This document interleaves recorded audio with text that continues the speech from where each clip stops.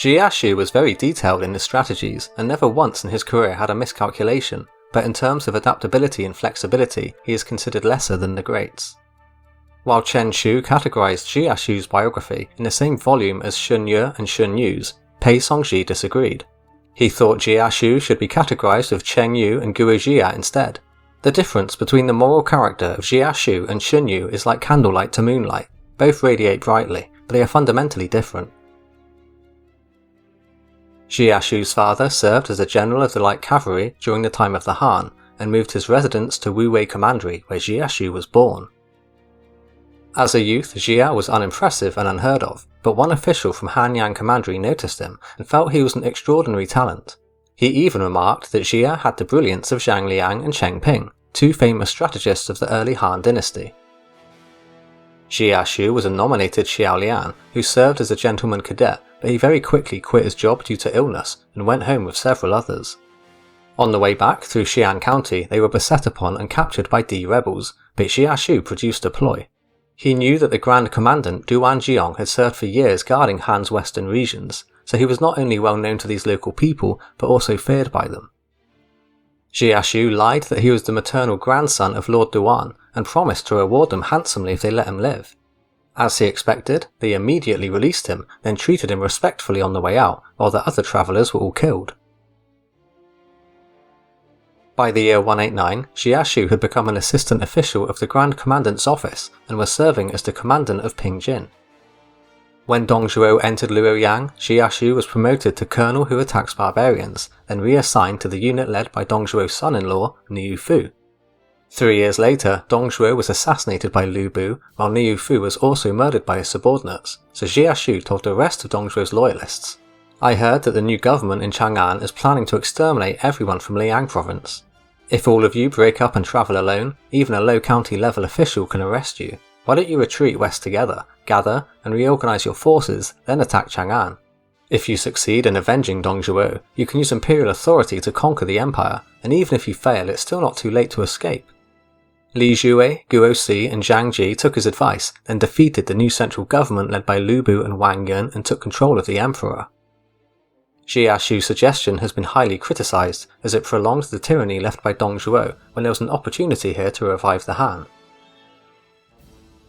Jia Xu became left assistant to Li Jue, whose loyalists wanted to reward him further but he declined. "That suggestion of mine was only to save your lives. What else have I done to deserve a reward?" He was later nominated as the supervisor to the Masters of Writing, so responded, "This title is like being a tutor to the officials. I don't have a strong reputation among the others, so I might not be able to convince them that I'm the best suited. What will become of the court if I accept this appointment just for my personal glory?" Instead, he was assigned as a master of the writing, tasked with selecting candidates to serve in the government. He picked officials who had formerly served in the previous administration and rehired them to their old jobs. He was praised for this method of employment, which kept continuity possible in many projects and policies. Li Jue and the others regarded his intellect highly, but as tensions rose among the group they also became wary of him. When their subordinates urged them to go to war with each other, Jia Xu criticized their behavior to persuade them to avoid conflict. They listened to him. When his mother died, he resigned for filial mourning and was granted an honorary position of a household councillor, but by 195 internal conflict had broken out between Li Jue and Guo Si. He was invited back to discuss Li Jue's plan to capture the emperor, then use him to threaten Guo Si. Jia Xu said it isn't right, but they refused to listen to him, so the plan went ahead anyway, then Guo Si kidnapped the emperor's subjects as leverage. Around this time, Zhang Xiu warned Jia Xu, "You shouldn't stay here any longer. Why don't you leave? I have received grace from the emperor, so I won't betray his trust in me. If you wish to leave, you can go. I won't leave." Li Jue invited thousands of Xiang tribesmen to Chang'an and promised them palace concubines if they agreed to support his struggle. Many showed up to the palace gates and asked, "Is the emperor inside? General Li had promised to give us palace women. Where are they?" Emperor Xian summoned Jia Xu for help, who quickly rounded them up, then held a secret banquet where he gifted some very expensive gifts. He played an important role in convincing them to leave peacefully and kept the emperor safe during this time. After Li Jue had lost the support from the tribes, Zhang was eventually able to bring peace to the internal conflict. He also convinced Li Jue to let the emperor leave the city altogether, but Li quickly regretted this, so went after him. He hated many of the emperor's officials and wanted to execute them every time he captured one, but Jia Xu saved them. They are the emperor's subjects, how can you harm them? It wasn't long after the emperor left until Jia Xu left his official post and gave up on Li Jue. He went to Huayin County with his family to join up with Duan Wei, who was from the same commandery as him. The people here had already heard of Jia Xu, so Duan Wei started to worry that he might lose leadership to him. Jia Xu also knew that everyone was suspicious of him, so felt very uneasy. As time went on, Duan Wei grew fearful, so kept a close eye on him while pretending to act respectfully.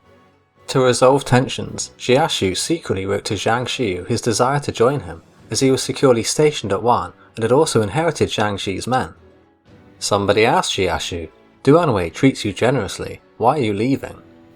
"He is suspicious by nature, and he's also wary of me. Even though he treats me well today, I don't think I'll be safe in the future.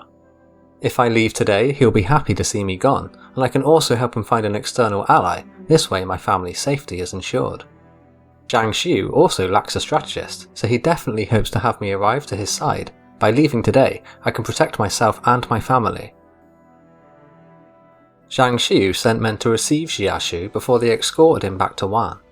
Welcomed like a family elder, Jia Xu was able to create an alliance between Duan Wei and Zhang Xiu, which, as he predicted, greatly pleased his old supervisor. To further secure their position, Jia Xu was allowed to visit Liu Biao and Jing to form another alliance. Upon returning, he explained, "Liu Biao treated me like an honoured guest. He has the ability to serve as one of the 3 dukes in times of peace, but he lacks foresight. He is suspicious and indecisive, so will not be successful." Cao Cao led his forces to attack Wan, but Zhang Xiu surrendered without putting up a fight, then held a banquet to secure peace. When Zhang Xiu felt outraged and plotted revenge against Cao, Jia Xu was the one who suggested to station their troops at higher ground, and to have them wear heavy armour. Cao did not suspect a thing. The next year, in 198, Cao attacked again, but retreated because of Yuan Shao's threat in the north. Jia Xu warned his lord not to pursue, but he ignored him, fell into an ambush, and was soundly defeated. When he returned, Jia Xu told him to attack again, and foresaw that he would win this time, but Zhang asked, "I didn't listen to you earlier, but now that I've lost, you want me to attack again? Changes have taken place, so you'll win if you launch a swift attack now." Zhang Xiu listened this time and attacked Cao Cao again, securing victory. After the second engagement, he returned. "Both your predictions turned out to be accurate, but why is it that they seem so unreasonable?" "It's easy to understand, General. You may be skilled in warfare, but you're still no match for Cao Cao. I knew he would lead his rearguard to cover his initial retreat, and he is a better military leader. Even though your troops are well trained, his are still their equal, so I knew that you would lose. Cao Cao made no mistakes when he invaded, but still he withdrew, so I knew something must have happened in his base. Once your pursuing force was defeated, some other officers would have taken command of the rearguard, while Cao Cao hastily went ahead to his base. None of the other enemy officers' bravery is a match for yours, so I knew that you would win, even though you were leading a group of soldiers who had just been defeated." Just before the Battle of Guandu, a messenger from Yuan Shao's base arrived at Wan proposing an alliance. Zhang Xiu wanted to agree, but Jia Xu was sat beside him. "I say no thank you to Yuan Ben Chu. He can't even accommodate his own brother. What makes you think he can rally great talents from around the empire?" A shocked Zhang Xiu worried about insulting the messenger, and what would become of him now. He turned to Jia Xu, who urged him to submit to Cao Cao instead. "Yuan Shao is powerful, while my enemy Cao Cao is weak. Why should I submit to him?" Jia explained. "Cao controls the empire in the name of the emperor. The reason Cao has a smaller army is exactly why it's better for you to join him. If you join the more powerful army, Yuan won't even regard you very highly. Cao Cao has less troops, so if you join him he'll be delighted. He also aspires to be a great leader, so will be more willing to put aside personal enmities to make his virtues known to the people. This is the third reason why you should submit to Cao Cao. I hope you don't have any more doubts."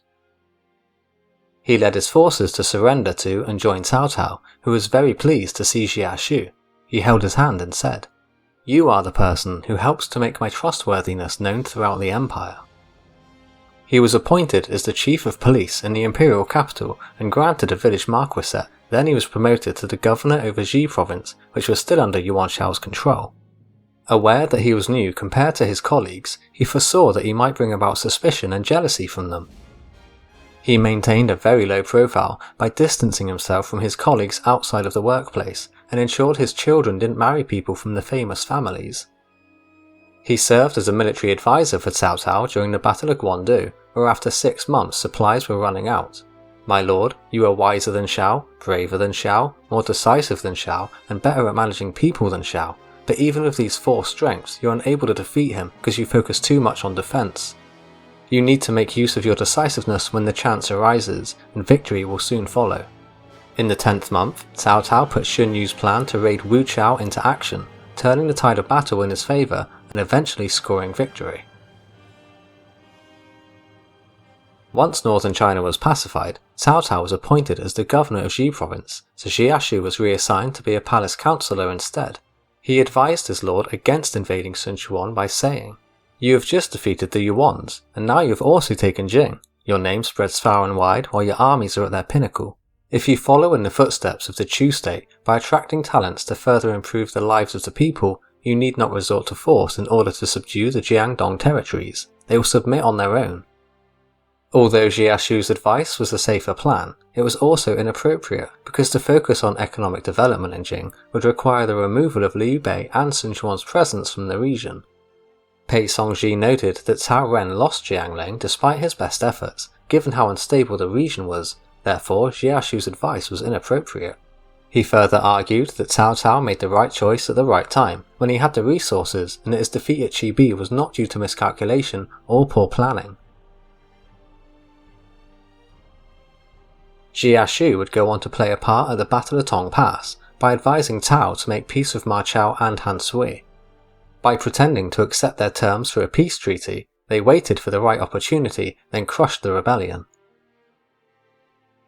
Sometime over the next few years, a power struggle broke out between the Marquis of Linzi, Cao Ji, and General of the Household for all purposes, Cao Pi. The brothers vied for succession to the King of Wei, Cao Cao, and each had a faction supporting them. Cao Pi asked Jia Xu for advice on how to consolidate his position. "I hope you behave in a virtuous, humble manner, perform your duties faithfully, and be a filial son. That is all."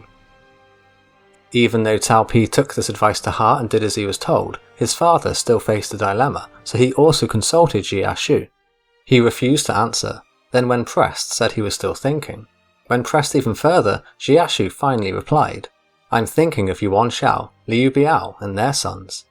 Cao Cao laughed as he walked away. He had made up his mind, and designated Cao Pi as his heir apparent, who became king in 220. By keeping a low profile and humble relationships all this time, Jia Xu had earned the respect and admiration from many different people by now, but not Sun Quan. He laughed at the news that Jia Xu had been appointed as one of the top 3 ranking titles, Grand Commandant, who was responsible for the supervision over all Han officials. After Cao Pi became emperor, Jia Xu had his marquisate bolstered to 800 households, which was a way of thanking him for his advice on the succession years ago. When he consulted with his new emperor on who to attack first, Wu or Shu, he explained, "Your Majesty received the mandate of the heaven in a timely fashion. Now you can command the empire. Before you can conquer others, you first need military power. In order to establish military power, you have to promote civil culture. If you can promote the various regions while waiting for an opportunity to strike, it won't be difficult to conquer Wu and Shu. They are small, insignificant states, but they're guarded by natural barriers like mountains, lakes, and rivers. Sun Quan understands trends and sees through deceptions, while Lu Xun assesses military power very well. Liu Bei has talent and grand ambition, while Zhuge Liang excels at statecraft. They all control the geographical advantages at the various strategic locations, so it will be no easy task to plan an attack. Military doctrine dictates you should gain the upper hand first before you engage in battle, so to ensure you don't make a miscalculation, we should assess the enemy's strengths, then decide which generals to use against them. I observe that none of our officials are capable of rivaling Liu Bei and Sun Quan, so even if you fight a war with all the prestige of an emperor, you won't win without making significant losses. Legends tell of troops brandishing their weapons to scare the Yu Miao into complete submission. I think it's better to focus on civil affairs first before military affairs. Cao Pi refused to listen, then launched a three-pronged invasion against Wu, which lost on all three fronts. 1 month after Cao Pi's loss at the Battle of Jiangling, at the age of 77, Jia Xu passed away.